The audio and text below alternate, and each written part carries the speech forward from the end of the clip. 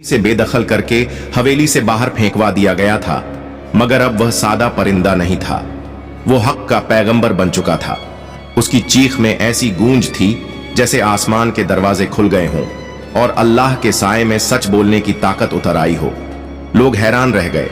मुर्गा इंसानी लहजे में बोल रहा था, ए अहले बस्ती, यही है वो जालिम नसीर मलिक, इसी ने मेरी जुबान काटी, इसी ने मेरी मालकिन नूर बीवी को बेदर्दी से कत्ल किया, उसी ने उसकी लाश को जंगल में फेंकवाया और उसी की हवेली में आज भी तुम्हारी बेटियां कैद हैं। यही है वो शख्स जिसने तुम्हारी जमीनें हड्डा पी, तुम्हारे घर उजाड़ दे। अब वक्त आ गया है कि अल्लाह उससे हिसाब ले। फिर वह मुर्गा खामोश हो गया, मगर मैदान सन्न नहीं हुआ। वो लोग जिनकी बेटियां गायब थीं, जिनके घर लूटे गए, जिनकी इज्जतें मिट्टी में मिलाई गईं, उनकी आंखों में चिंगारी थी। एक बूढ़ी मां कांपती हुई आवाज में बोली, यही है मेरा बेटा मारने वाला, यही है मेरा दुश्मन।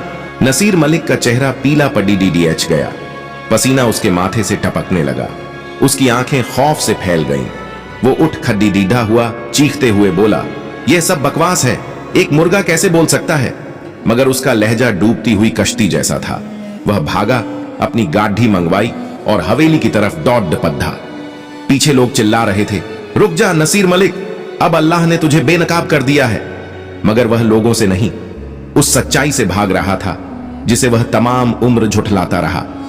सुबह जब सूरज उगा, गांव वाले अपने कामों में मशगूल थे, मगर फिर अचानक एक खबर ने सारा गांव खामोश कर दिया। नसीर मलिक अब इस दुनिया में नहीं रहा।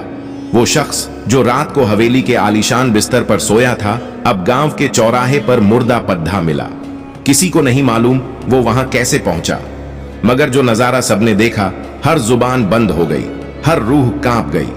उसकी लाश पर सांप रेंग रहे थे, काले लंबे, फुफकारते हुए, जैसे अल्लाह के गजब का ऐलान कर रहे हों। चेहरे पर खौफ और दर्द के गहरे निशान, आंखें डर से खुली हुई और बदन से ऐसी सड्ढांत कि लोग पास न जा सके। किसी ने चेहरा फेर लिया, किसी ने आंखें बंद करके अस्तगफिरुल्लाह कहा। कुछ पीछे हट गए जैसे कयामत का मंजर हो। किसी ने न कफन दिया, न जनाजा पढ़ा, न कोई दुआ। बस कुछ नौकरों ने जमीन खोदी और उसे दफन कर दिया। न कोई रोया, न किसी ने याद किया।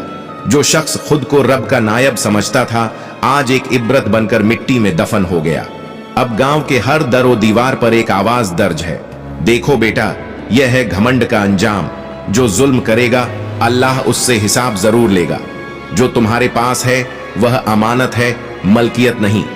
अगर यह रूह को झंझोड़ाहट देने वाली, सबक सिखाने वाली दास्तान आपको पसंद आई हो तो जरूर बताइए। फुल वीडियो देखने के लिए नीचे दिए गए लिंक पर क्लिक करें।